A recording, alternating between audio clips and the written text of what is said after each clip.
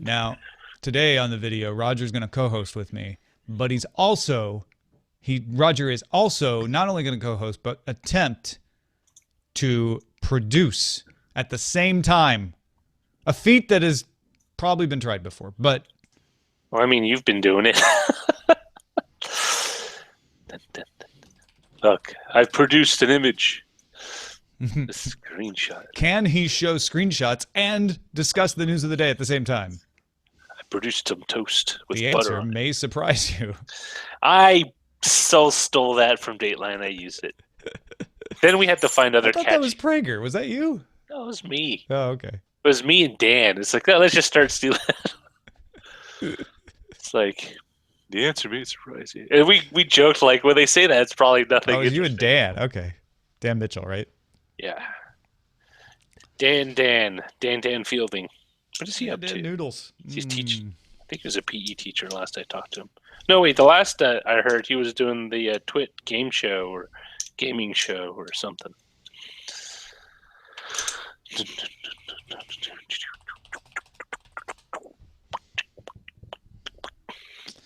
Well, ladies and gents. Dare we start early since nobody really knows? Yep. Why not? Will 3 minutes really? Will 3 minutes really bend anyone out of the ship? Bank? All right. Here we go. Oh, I didn't test this. Hold on. That sounds better. I replaced the wire. Maybe that's why. Oh, nice. All right. Here we go. Daily Tech News Show is powered by its audience, not outside organizations. To find out more, head to dailytechnewsshow.com/support. This is the Daily Tech News for Thursday, July 28th, 2016. I'm Tom Merritt. Joining me today, producer Roger Chang, sitting in the co-host seat. Yes. It's good. I'm sitting in the same seat I normally sit, but now I get to be on the show and not in the after show or the pre-show, but in the show. Yeah, but on the back of the seat, instead of just saying producer, it also says host. Yes. So you had to get some work done on that seat. That's all I'm saying. It's a hostuser. Roger is going to attempt to show screens in the video while discussing the news of the day, not unlike walking and chewing gum at the same time, which I can't. Let's see if it works. See if I choke. Let's take a look at the top stories. Why is that not? Well, okay. We'll talk to you later. Samsung reported its strongest earnings in more than 2 years. Revenue was 50.94 trillion won, up 5% year over year. Operating profit was 8.14 trillion won, up 18%. The mobile division accounted for more than half of the revenue and profit on the backs of strong sales of the Galaxy S7 and S7 Edge. Samsung expects solid sales in Q3 with the introduction of the Galaxy Note 7. So, interesting thing is Samsung having a good earnings report based on mobile phone sales, while Apple, while doing better than expected, had a weak report based on mobile phone sales. The key difference here, Roger, I guess, is that Samsung released a new phone more recently than Apple. They released a new phone, and they've made it compelling enough, I guess, for people to upgrade. It's one of those things where I think when you have I don't want to say would it be right to say Samsung is a bit in the second place category when it comes to smartphone mindshare, when it comes to people like thinking of? I don't know. You don't think so? That is one of those things, like, because you said mindshare, right? Market share, definitely not. Samsung is the #1 worldwide. No doubts about it. Samsung fans, Android fans would argue that only Apple fans think that iPhone has the mindshare, but you do get people talking about Apple. It's hard to say who has the major mindshare here, because Samsung. If Samsung didn't have the major mindshare, why would it be selling so much? I mean, people have to think about the phone to go and want to buy it. So I'd argue that maybe that's not true. And I think it's a very interesting. I mean, the smartphone market is a very thin margin place to be, and Samsung does have the benefit of being a big, large corporation that can kind of leverage volume. I'm wondering if it's due to them pushing into emerging markets and selling more of their wares, because traditional developed economies like in Europe and North America. I mean, at this point, they are saturated, but you do have emerging markets where you could potentially, maybe make more selling, maybe not the top end, but probably Is the it lower end. possible that the Galaxy S7 is a better phone? You know, I mean, that's one of those value judgments I don't like to make because I always feel like it may be a better phone for some people and not for other people. And I'm certainly not trashing the iPhone 6S, which I think is a fine phone. But there has always been a lag in features from the iPhone, and Samsung's ding has been, feels cheap, it's got some weirdness, and the S7 is one that is universally praised as not having the problems that previous Galaxy S phones have had. it definitely does not feel cheap. I mean, I'll give it that. And it does look a lot more refined than the original Galaxies that they pushed out before, like even three generations ago. It just looked like another plastic Android phone you would get as part of your contract from Sprint or T-Mobile or whatever. It could very well be. It could be feature set. It could also be they've timed the cycle correctly, where hey, everyone's in for a new phone. Is it 2 years? 2-3 years typically for a phone cycle for people to upgrade. It's lengthening too. So yeah, and I think the cycle of having a Galaxy phone in the spring and a Note phone in the fall helps them quite a bit as well. It makes one wonder if maybe Apple shouldn't have more phones, but Apple says no. We thrive on very simply. I mean, they have 2 phones now where they used to have 1. In fact, if you count the SE, which you should, they have 3 phones now, but they put them all out at once. I don't know. It's hard to say. It's a good sign for Samsung, but at the same time, I don't know if it definitely means that Apple is kind of in a declining phase. No, I think that's fair to say. Is what this says is good things for Samsung, not necessarily bad things about exactly. Yeah. Daimler revealed the Mercedes-Benz Urban e-truck in Stuttgart on Wednesday. The all-electric vehicle has a total admissible weight capacity of 26 metric tons. For you U.S. people, that's 29 tons. It has a maximum range of 200 kilometers, making it practical for the end of the delivery, the short haul run at the end of the cycle. It has a battery called the Fuso Canter E-Cell that is being tested right now in 6-ton urban e-trucks by several companies in Europe, including Hermes. Daimler expects wide-scale production of the urban e-truck in the next decade. So, they got 4 or 5 years. They need the price of batteries to decrease, and they need the productivity and performance of batteries to increase. What you were saying for the last section of the haul, this would be perfect. In fact, this would actually be a perfect solution for delivery companies like UPS and FedEx, where they oftentimes move packages from one local warehouse to another. So you could literally have this as part of their kind of internal system instead of having like interstate semi. You would use one of these and you would just pull it around. Currently, they use a single cab truck to do the same thing. But if they can get it all electric, I think it would definitely help with urban pollution, which is one of the issues a lot of cities have had with buses and heavy trucks, is because of the diesel particulates that come out, even with the updated emissions, it still poses a bit of an environmental hazard for people, especially because in an urban area, people tend to live in a much denser surrounding area. Yeah, and noise too, I think, is just as important for people. Trucks are loud in large part because of their engines. Yes, and especially in a hilly city like San Francisco, can you imagine the regenerative braking when you're towing a semi? It was immediately, as soon as you said that, I was like, wow, they're going to need a lot of torque from these engines to get up the hill. But you're right, the regenerative braking makes up for it on the way back down. Hyperloop One announced it will open its first 105,000 square foot manufacturing plant named Metalworks in North Las Vegas. It will manufacture parts for the company's initial test platform, DevLoop. The facility is also going to house a propulsion lab, be used to solve some of the engineering challenges that face the platform. They did not announce when Metalworks would officially open.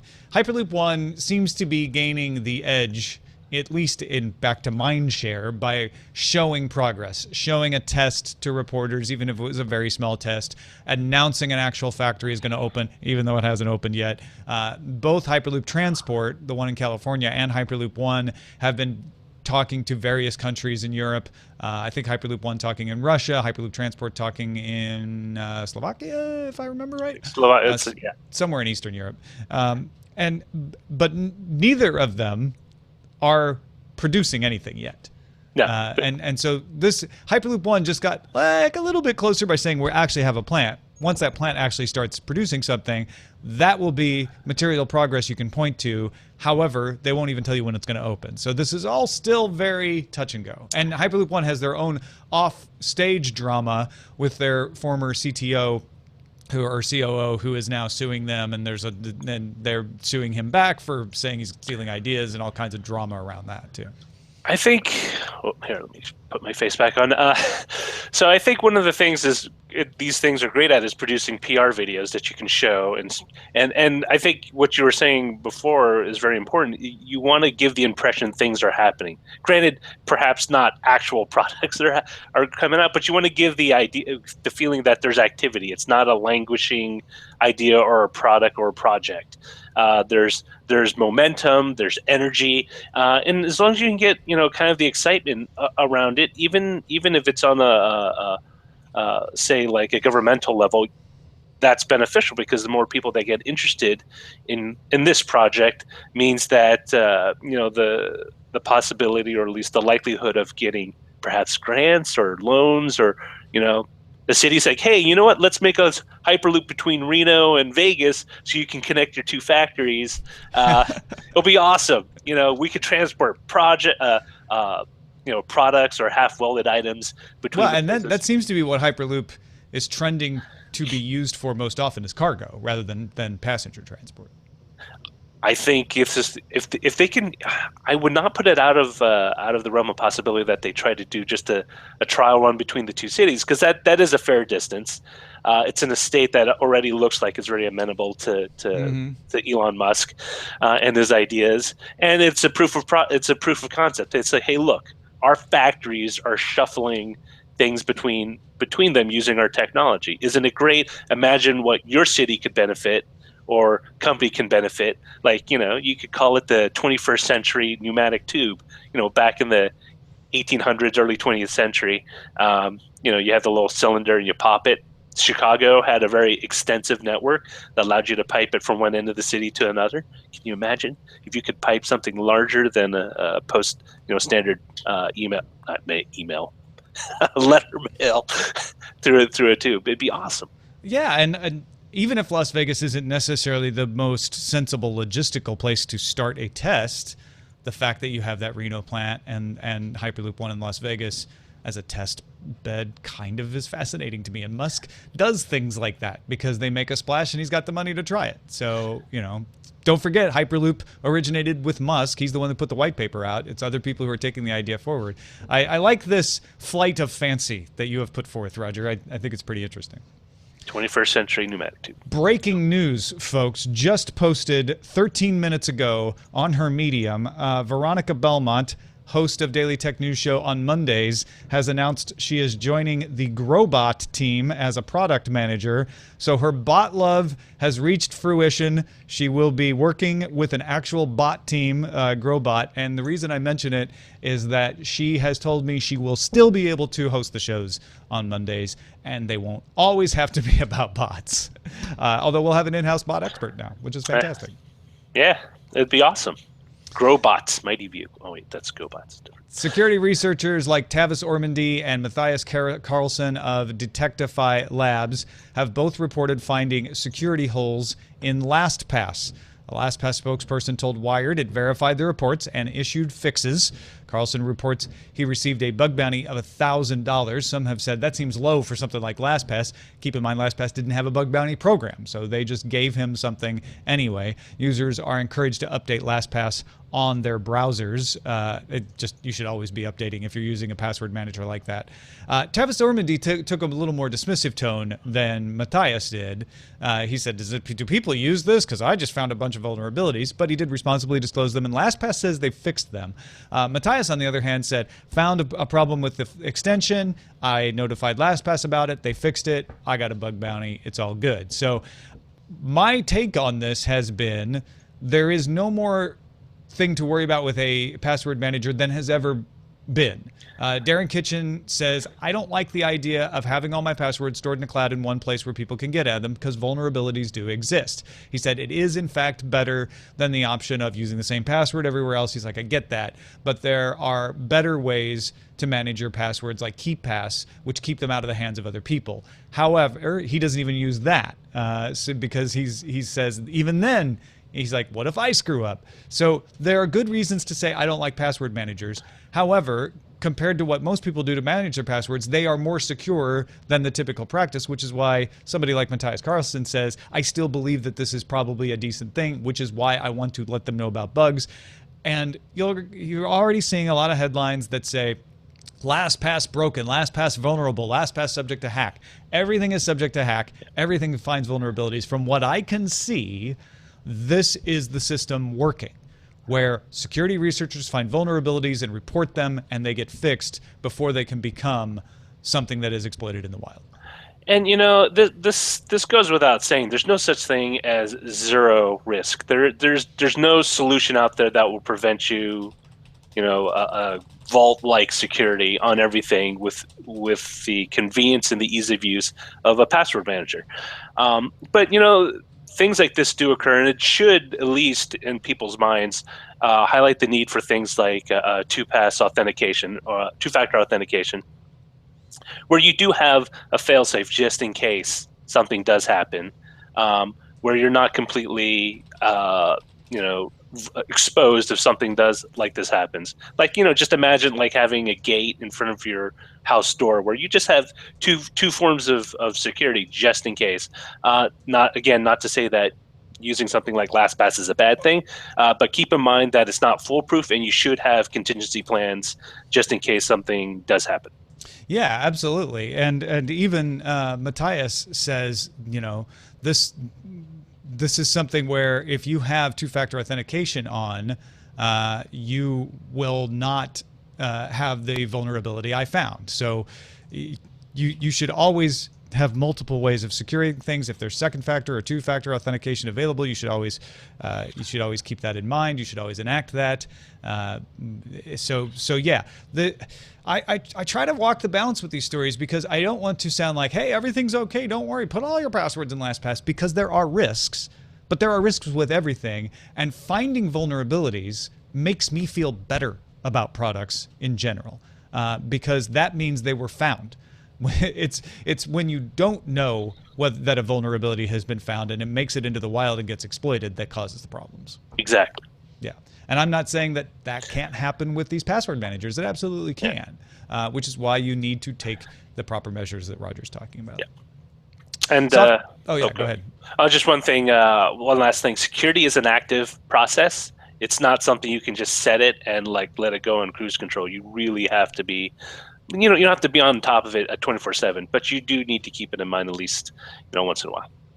SoftBank reported a 0.2% increase in operating profit to 319.2 billion yen, as wider losses at Sprint were offset by solid earnings in SoftBank's own telecom business in Japan, the SoftBank branded telecom business. Sprint did say they increased postpaid subscribers, and they expect to be cash flow positive in the next financial year. Don't forget, SoftBank announced plans to purchase ARM this month. CEO Masayoshi Son said a lot of things about ARM on the earnings call, including, I'm telling ARM management, let's increase the number of engineers, let's boost R&D spending, and make investments proactively. He also said, from now on, I plan to spend 45% of my time on Sprint and another 45% on ARM. In other words, 90% of my time is going to be spent on the new guy and the thing that's been losing money, and the rest of you are doing fine. So you'll get 10% of my time. It's a very interesting kind of balancing act he has here. I think he sees a lot of. ARM has tremendous potential. He wants to bring it into the Internet of Things, which is a place it was going anyway. Yeah. But into his pocket, ideally. Yeah, right. Sprint. He could potentially leverage both into a single win if he can get some sort of synergy between the two plans. But at the same time, if Sprint continues to go on a upward, or not upward, but I guess I wouldn't be fair to say a bit of a roller coaster, but it has been trending downward. It's been in trouble. So, it's yeah. like, let's not mince words. They were once the number 3 carrier in the U.S. and they're now the number 4 carrier in the U.S. within the past few years. SoftBank picked them up at the nadir of their development, and they've been kind of coming back. SoftBank says it's a V curve. We're at the bottom of the V curve. We see signs of that, but it's going to come back up. We'll see. A lot of money, a lot of headaches, a lot of plate spinning. Yeah. What's up? It's two big bets. One seems really good. Like, yes, Intel is doing a lot with Internet of Things, but ARM is very well positioned to take advantage of Internet of Things, and that's where Masayoshi Son wants to take them. Great. They are making money. They will make even more money for SoftBank, and that will help offset the big risk of Sprint, which most people think is not a good risk. That it's a carrier that is bleeding money and doesn't have the resources to be able to catch up. I mean, T-Mobile barely had the resources to be able to catch up with AT&T and Verizon, and it's still questionable whether they'll actually make it. They're just sort of staying right ahead of problems themselves, and so it's a very tall order to have SoftBank do this as well. And you have investors who wanted Masayoshi Son to pay off a bunch of debts, and instead he took the money he got from selling off other acquisitions that they had owned and put it into ARM. So now the shareholders are upset, and they'll be looking at Sprint. Yeah, it's Sprint definitely is under the spotlight. However, I think SoftBank as a whole will have a very, very keen eye put upon them over the next several quarters. Do we need to disclose, Roger, that you and I were once SoftBank employees at ZDTV? Yeah, that's like 10 years ago. Yeah. Isn't there like a 5-year limit? Like it's no longer. Yeah, I don't own any SoftBank stock or anything like that. CNET's Aaron Carson reports scientists at Belgian University have created a machine that turns urine into drinkable water and fertilizer. Now, obviously, this could be very good in rural areas, places without access to clean water, and that is one of the things. They're also talking about maybe using it at bus terminals and airports to provide potable water, but it can also be used to make beer. The machine uses solar energy to heat the refuse that is collected in a boiler, which is then passed through a membrane that separates the water from nutrients like potassium, phosphorus, and nitrogen, and just takes out the H2O. It may sound, gross to you, but what comes out of it is just water. And all the water on Earth has probably passed through at least one animal at some point. I'm just saying. The researchers harvested 1,000 liters of urine at a festival in Ghent, Belgium, a music festival, and they intend to turn it into beer. I mean, back into beer. This is a bit of the holy grail, right? Like being able to, and then this has been done before, but making a system that you can set up anywhere, like install anywhere, that doesn't have a high infrastructure cost to create potable water would be a huge boon for areas that traditionally have not had access to a large supply of potable water, especially in arid regions where you can recycle the water, solar power, anywhere along the sun belt of the planet. You could also, if they can make it mobile, like you could put it aboard a transport aircraft and drop it off during a natural disaster. It's like, oh, hey, we need fresh water. We had an earthquake. The plumbing lines are all busted. Water, is hard to get. Would be awesome. So the question is, yes, all of that is true. The technology here is very interesting, very similar to Bill Gates and his reclamation projects. Would you, and you're not a beer drinker, but were you a beer drinker, would you drink the beer that had been made from the water that had been reclaimed from the Ghent, Belgium Music Fest? If I could take that water and maybe pass it through a couple of Brita pitchers, I would drink it. Why would you have to pass it through a couple of Brita pitchers? They just passed it through something way better than a Brita pitcher. Because it's psychological, Tom. It has nothing to do with fact or your science. I just know when it goes through this pitcher, it somehow magically gets better. You want to see it go through the filter. You don't trust. No, I would totally drink it. I mean, that's what they do on the space station. What do you think they've been guzzling? Yeah. Yeah, for sure. Well, thanks to all those who participate in our subreddit. You can submit stories and vote on them at dailytechnewsshow.reddit.com.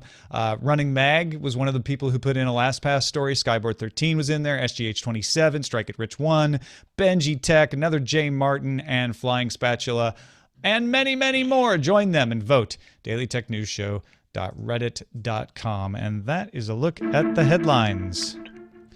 All right. The Pentagon is showing off a brain stimulation headset, and that's what's getting all of the attention. That's what's getting all the headlines. But what's really happening, and what that brain stimulation headset is supposed to call attention to, is not a relaunch, but a reinvigoration, if you will, of something called the Defense Innovation Unit Experimental, or DIUx, which is being spearheaded by Defense Secretary Ashton Carter in the U.S. They just opened a new office in Cambridge, Massachusetts. The program was launched at Moffett Airfield in the Bay Area last year, so they have a Western Coast presence already. Now they want to have an East Coast presence. And it is meant to connect Silicon Valley innovators with the military in order to advance technology in the Defense Department. So they have added Jeff Bezos and Neil deGrasse Tyson to their Joint Defense Innovation Advisory Board. That board already has Eric Schmidt, Reid Hoffman of LinkedIn fame, and retired Admiral William McRaven on the board. It is headed by Rajiv Shah, formerly from Palo Alto Networks. I should say the DIU unit is headed by Rajiv Shah, formerly of Palo Alto Networks and F-16 pilot. They are requesting $30 million budget for this in the next year, and they've now announced they're going to break it into 3 teams. There will be a venture team, which will take already existing commercial tech and try to get it influenced or adapted to the battlefield. There will be a foundry team whose job is to take tech that is not fully developed yet and try to say, hey, what can we do to develop this for the military while it's in development? They will include an engagement team that will introduce innovators to military problems and the military to entrepreneurs. In other words, trying to say, okay, you're not in development on anything yet, but we'd like you to be. Here's some of the problems that we need solved. They've already got one program called the Commercial Solutions Opening that is being conducted with the Army. They posted problems on the DIUx website, asked companies to submit comments, and they're going to take pitches, just like venture capitalists take pitches, to the DIUx board that we mentioned earlier to see who gets some funding from DIUx. The first group on contract is Halo Neuroscience, and they're the ones testing the headset, which uses non-invasive electrical stimulation to improve the brain's learning skills. So, Roger, what do you think of this? I mean, there's been plenty of public-private partnerships in the past. This is one that is supposed to, in theory, say, hey, innovators, help us make the military better. It's not that much different than DARPA Grand Challenge in that respect, but it doesn't seem to be catching on, and yet they're not giving up. They're going to push it even more. I think it's something that the Pentagon has been wanting to do for years, or perhaps even decades. But part of it, I think, is there's kind of a muddledness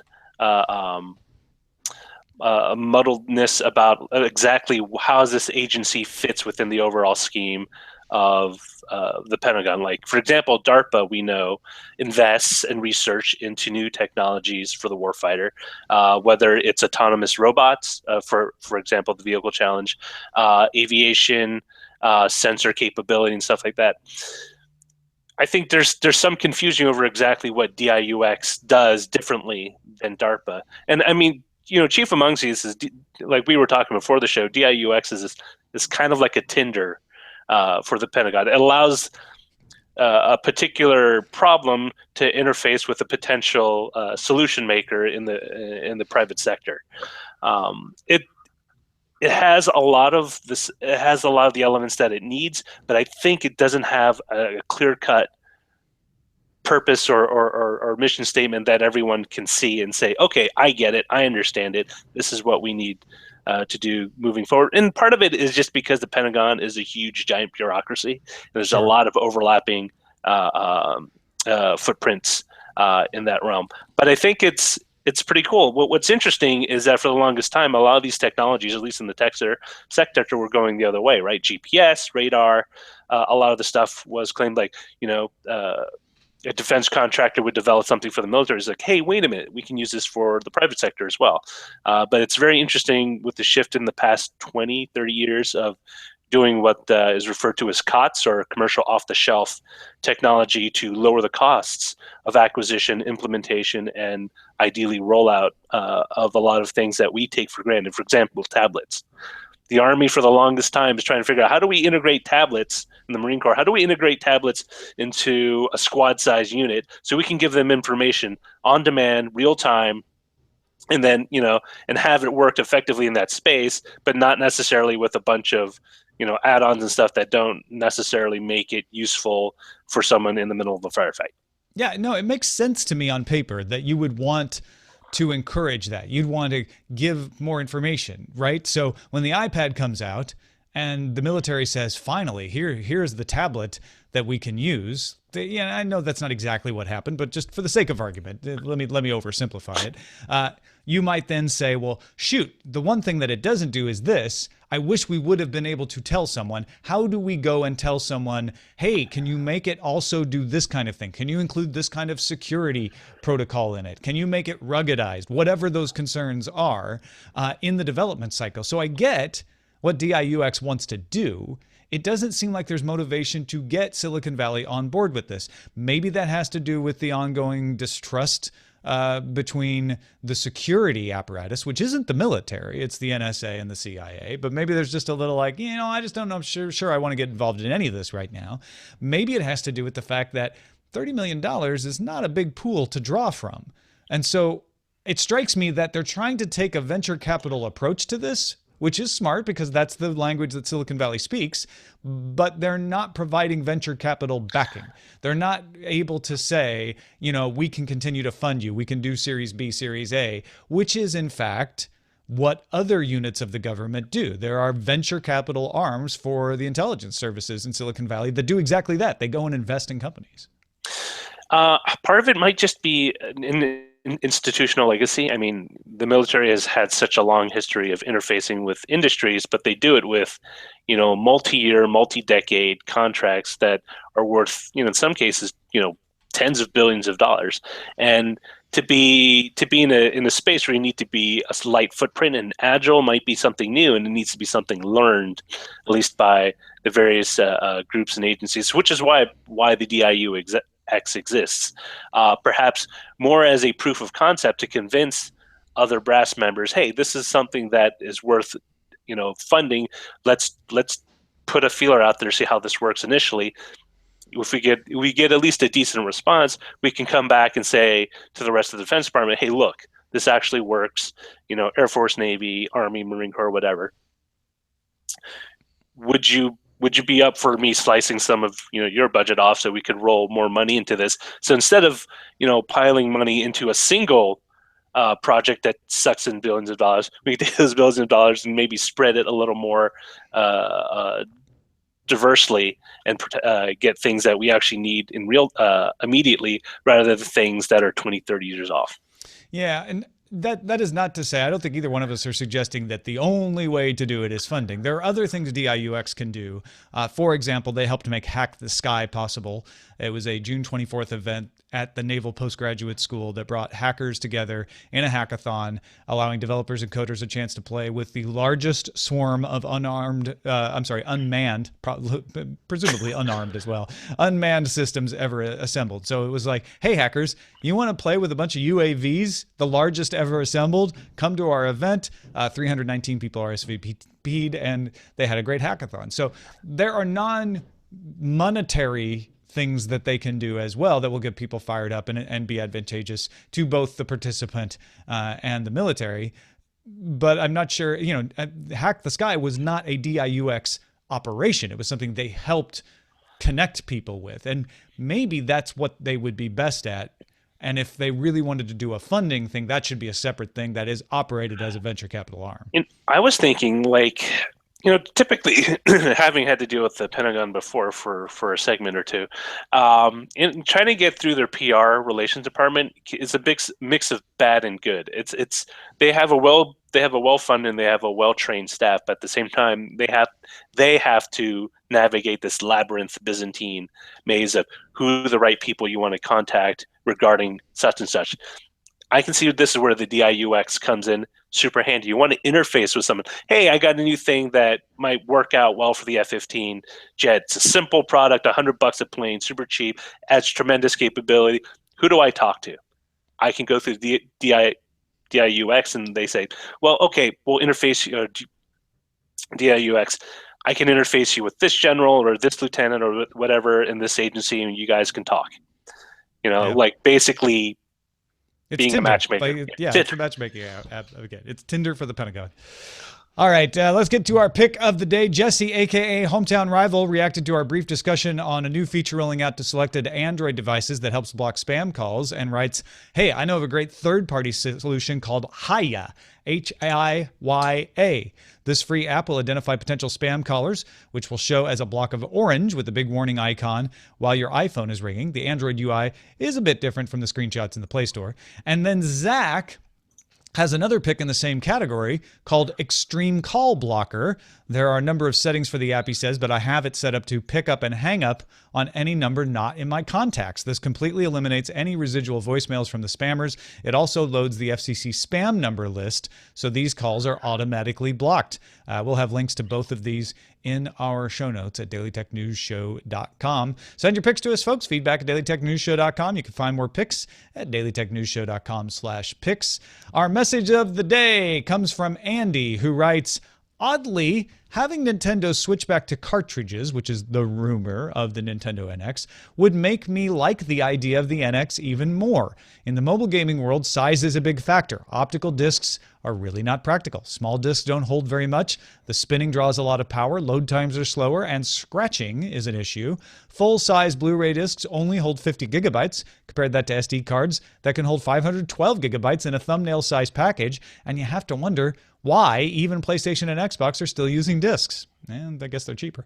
Download is better than optical if you have the disk space and the internet, but then you lose the option of sharing with friends or reselling. I'd still rather have a cartridge because the on-device memory can be used for other things, and I have the option to let the kids or wife play the game on their own device and not on mine. With 4K video becoming more accessible, I can even see flash-based cartridges becoming more of a thing instead of using optical discs for video. Anyway, Andy says, good move. I hope it catches on, Nintendo. Download is where everyone wants to be, at least in the industry, because you eliminate the costs of a physical medium, but also you get more control over where that content goes. Right? You can have a DRM system, whether it's like an online store like Steam or you don't even, I mean, the dirty secret is you wouldn't even have to put DRM on these things. I don't think it really prevents that much pirating, but putting it in the cloud makes it so people don't keep it on their drive. Yeah. And then they don't worry. They just like, well, it's in the cloud. I'm not going to bother with it. They don't try to copy it because they have access to it. The problem is what he's saying is you don't always have the space or the storage. You don't always have the bandwidth necessarily. Those problems may go away, but in the meantime, you've got this very good interim solution. And I would argue that people still like to own things, and this is a better thing to package in with, maybe some collectible toys and books and stuff like that. Possibly. I think there's I'm sure I'm going to get strung up for this. There is a belief that you need to have the ability to resell a game after you're done playing it. And I think that is a mindset it needs to go away. It's great for the person who has the time and contacts to be able to take advantage of it, because you can definitely afford more games in that situation. Overall, it does mean prices are higher because companies know they will sell fewer because there are used games out there. Theoretically, the prices might drop. However, now that they've got everybody used to paying that much for games, I don't know whether they would. Although a lot of people that only pay a small amount for used games wouldn't want to buy as many games at full price, so that would be some pressure to bring it back down. But it's an entirely different economy at that point, and it doesn't allow you as someone who's like, hey, I'm willing to hustle and go out and sell my used games to take advantage of that and get a discount. It's one of those things. I used to be one of those people. I used to like sell everything. Like, oh, I'm done playing that. I sold my Dreamcast and all like 30 games I had for it. I remember I went to the store. So what are you going to give me for this? All of this. It said $80. All right, give me $80. I think that's cool, but it's once you get to a mindset of like, okay, it's everything's in the cloud. You know what? You could potentially go onto a subscription model like you do with Netflix. You get 10 games a month. And that already exists. I mean, Xbox and PlayStation both have subscription models. They don't have all the top games in there, but they have the basis for doing that. And EA has it too. It's a generational mindset, and maybe it's another group of kids that come through before people finally accept that, okay, this is a much better way of doing it. Yeah. Well, you may be right. You may be wrong. Email us, feedback@dailytechnewsshow.com. Thank you, Roger Chang, for joining us. What besides producing this show, what else you got going on? I do EMW with you. I have a child, and I'm on Twitter as I mindlessly tweet things that amuse me. And that is twitter.com. At Jolly Roger. Jolly Roger. And he is jolly. Most of the day. Hey, thanks everybody for supporting the show. There's lots of ways to support it, and you can find all of them at dailytechnewsshow.com/support. If you're willing to keep us going, because we don't take advertising, we want to be influenced only by you, the listeners, and we have some perks for that as well, including a Slack channel for our top contributors and other perks for people, including some business cards and fun stuff like that. You can find out all about it at patreon.com/DTNS. We also have a new show that is just the headlines, less than 10 minutes a day, at dailytechheadlines.com. Our email address is feedback@dailytechnewsshow.com. You can give us a call, 512-59-DAILY. That's 512-593-2459. Catch the show live Monday through Friday, 4:30 p.m. Eastern at alphageekradio.com and diamondclub.tv, and visit our website, dailytechnewsshow.com. Back tomorrow from Orlando and CreateCon with Jocelyn, Dills, Garrett, and Jury. Talk to you then.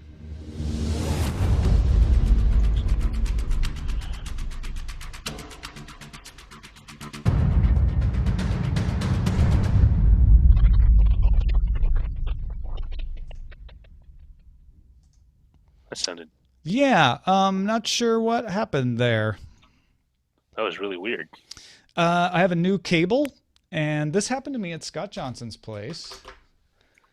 Hold on, let me test something. This show is part of the Frog Pants Network.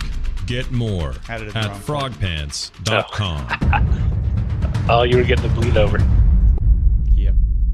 That's my fault. It sounded kind of like... Yeah.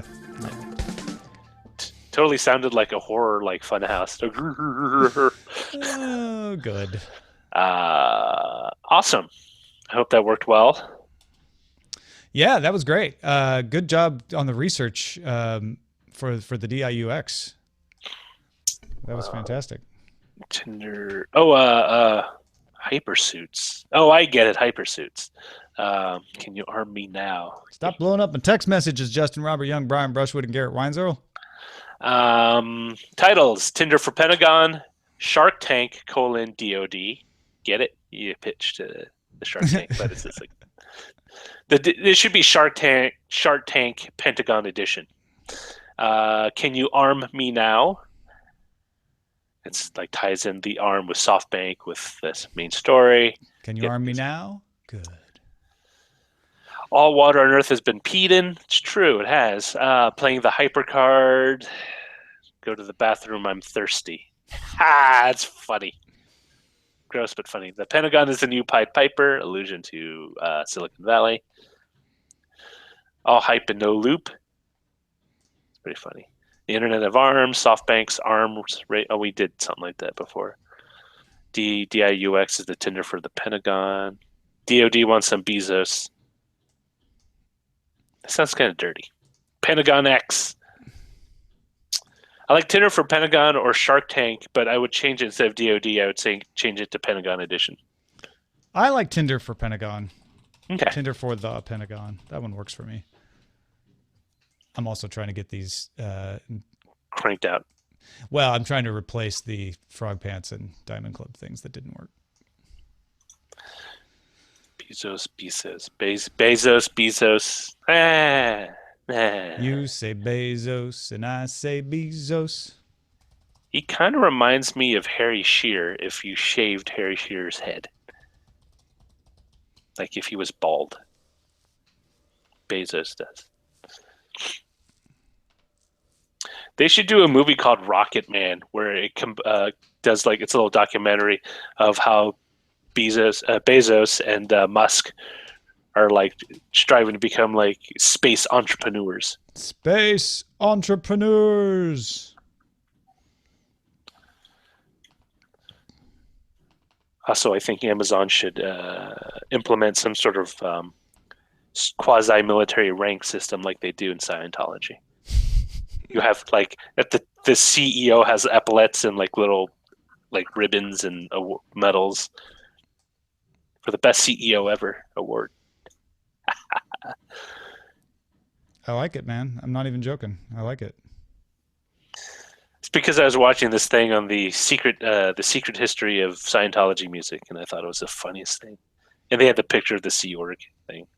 Oh God, it's so funny. The Sea Org is the best. Like, where do you get that? Who makes that? I mean, like, do they sell it to civilians? Like uniforms? Yeah, like that. You can buy uniforms. There's a uniform shop right down the street from me. You know, costume shop. I would want it like a red jacket, kind of like the usher at a movie theater. But black cuffs, black lapel, epaulets. Like Grand Admiral Thrawn. Oh, wait. No, he wore white, didn't he? I thought he wore black. Oh, yeah. No, maybe he did.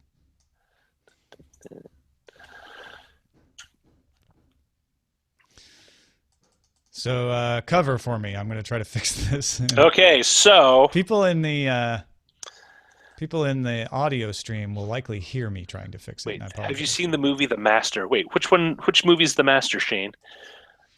Like, I remember the ABC show The Master, where the old white guy played like a ninja. It was really hokey. And the martial arts were kind of non-existent. Let me see, The Master. Master movie. Let me see. Fun things I've done. Wait. It's the one from 2012, starring Joaquin Phoenix, Philip Seymour Hoffman, and Amy Adams. Veteran struggling to adjust to post-war society, a leader of a religious movement known as the Cause. Interesting. No, I haven't seen it. I'll have to watch it. I'll have to watch it. I've just been watching documentaries instead of actual movies, real movies. I think part of it is because I like knowing about people's real people, but like kind of the real history behind things. One of the best ones I saw was The Source, or the Source family. It was like this new agey cult that was started by this ex-Marine. And is that real? Yeah. Oh. It was on Netflix, and it was a very interesting, fascinating story. This guy was a Korean War veteran, and he was in the Marine Corps, and he basically kind of somehow fell into and established this cult based on him. How do you fall into a cult based on yourself? Well, it's like, like you it's like when you get enough people who surround, like, I wouldn't say groupies, but hanger-ons and stuff, eventually something. Entourage. Yeah, it just kind of coalesces. Like if enough of hanger-ons around you started, creating like the Merritt militia. Yeah, they would have your beard and glasses and everything. Oh, that's frightening. The Merritt militia shirt alone frightened me, and now I get what you're talking about. We're coming to Tom Town. Shane's I did not know Shane made documentaries. He is. He's a documentarian. Oh. I believe, and I hope I'm not overstating it, I believe Shane is an award-winning documentarian. Oh, even better. It's better than those non-award-winning ones. PhilipShane.com. Well, I am sorry that I've been so ignorant of your work, Shane.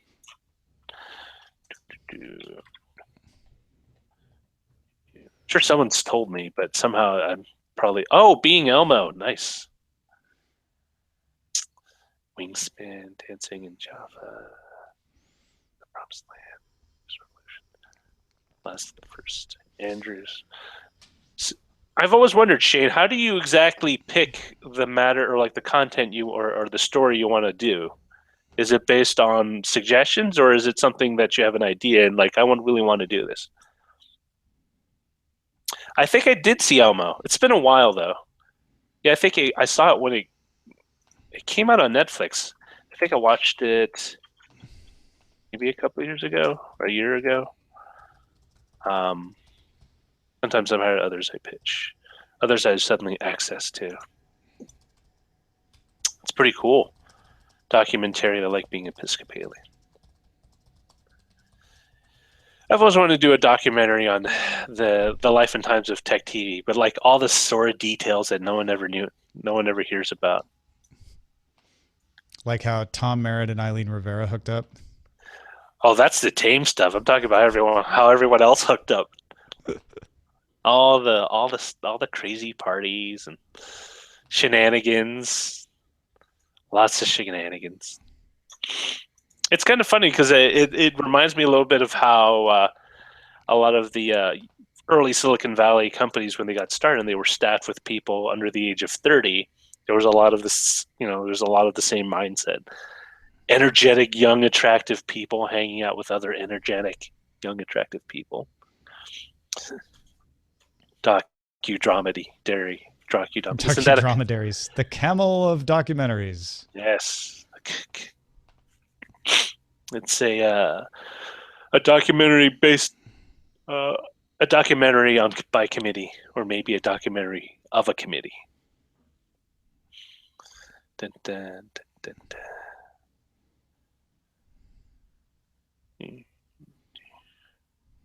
What other great stories would there be? I know there's a short one on. I don't know. Unless you live in the San Francisco Bay Area, you might not know that on Tuesdays, every time around noon, at noon, there's a civil emergency test that goes on, and someone did a short documentary on it, and they put it up on YouTube. But I was hoping to do a longer, more in-depth one on that. Going Clear. Yes, I have seen Going Clear. My wife loves, for some reason, she loves anything on Scientology because she thinks it's just so kooky. I'll start giving her my mailings. I told her that you get it. She's like, "Oh my god, it's so funny." I haven't gotten a magazine in a while though. Those are usually the best ones. Have they gone online? Have they done I don't online? know. That's a good question. Maybe they have to offline you to online you. Use our check your Thetan apps. I'm amazed they don't make that. It's like a little attachment for your like a iPhone. Google Maps thing. Oh, catch your Thetans. They could totally repurpose the Pokemon app. Thetanmon. Can you imagine you just basically put it in front of someone and suddenly all these Thetans appear around someone's head? They're real. I told you. All right, I'm uploading now. Everything should sound better on the audio version. Apologies, video people. I'm sorry. It's my fault. I don't think she has. She just saw the documentary. There was she's been really into this YouTube channel we just found a couple of weeks ago called This Exists. It's out of Toronto, but this guy basically covers all these things that have or did exist. For example, I never knew about vaporwave until like last week. What's it's like, vaporwave? wait a minute. Vaporwave is a styling of music based on remixing essentially what is commercial, somewhat branded kind of elevator-esque or APM style kind of music, and then What's remixing APM style? APM. So basically any licensed music you get from APM or something that's bed music. like bed music. Got it. Bed music stuff.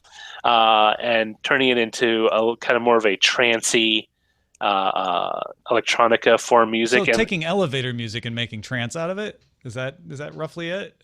Kind of, but you also have to mix it with the right visuals. Okay. So when it first started, it was something called it was, at least the way I understand it, came out of something called C-Punk. So basically mixing sea shanties? Basically mixing all the visuals of the 90s internet kind of era where you had like, you remember when you used to paste crap on your website, like dancing palm trees and dolphins and stuff like that, kind of integrating that along with the music into that. And it's funny because they gave a very interesting example of when, what's her name? Who was the one who was married to, not Bobby Brown, Chris Brown. Oh, Whitney Houston? No, was it Chris Brown? Bobby Brown was Whitney Houston. Sorry. Yeah, Chris Brown. The one, Chris Brown. See, I'm so bad with names. I wish I was just better. Was Chris Brown? Does anyone know what's her name? You know what? Let me just search for C Punk, and then SNL. Rihanna. Rihanna. Okay, yeah. So remember Rihanna was on SNL and she did like "Shine Like a Diamond" song, and then they had that weird kind of everyone's saying that's like weird Windows 95 screensaver like video on top of. Well, that was an example. That was C-Punk, and then Katy Perry doing the dancing sharks with the trees as part of her videos with the beach balls and stuff. That's also kind of a take on C-Punk, which was a thing that was big for like half a year. And that's the thing, these memes, they're not memes, but these movements aren't very particularly long. Like they don't go back decades. They're relatively recent, maybe as far back as 2008, 2010. But it's really fascinating. And so there's an offshoot of Vaporwave, which is just like that, where you take 80s, 90s internet kind of visuals and you mix it with the kind of music, and that's called Simpson Wave, where you do the same thing with the same music, except you use Simpsons clips from the Simpsons TV show. I love all of this. It's fascinating. That's what I love. Is like, what? My mind was totally blessed. Like, okay, Rihanna makes sense. Oh, and BioCal, by the way, on the lag, BioCal was already saying, "What about Simpson Wave?" So there are fans. Daily Tech C-Punk. I just love this stuff. That's why I used to read 40 in Times all the time. Yeah. Well, 40 in Times was good. I remember them. And Omni. It's actually how I got started reading Boing Boing. They used to cover more of that. They still cover some, but...